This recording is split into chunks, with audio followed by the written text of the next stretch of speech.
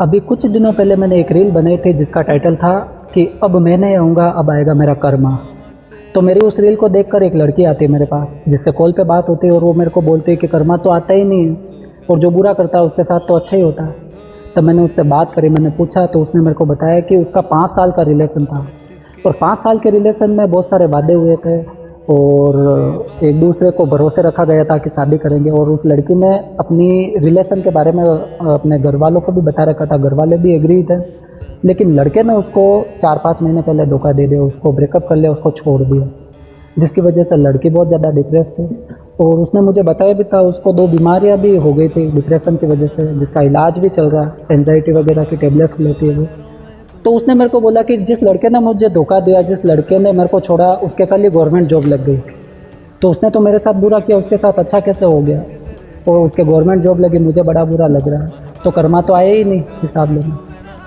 तो मैंने उस लड़की से बोला भी था और मेरा ये मानना है कि कर्मा कभी भी तुरंत हिसाब नहीं लेता, वो तुरंत अपना एक्शन नहीं दिखाता।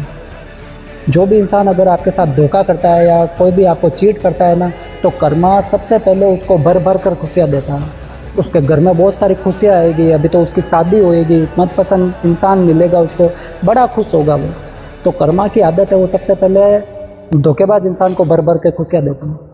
और जब वो इंसान खुशियों के आदी हो जाता है ना, और जब वो उस खुशियों के आदी होकर उस नशे में चला जाता है कि जहाँ पे वो सोचता है कि अब मेरे साथ कुछ भी नहीं हो सकता, तो जहाँ वो उम्मीद नहीं करता है ना, वहाँ पे आके खड़ा होता है कर्मा।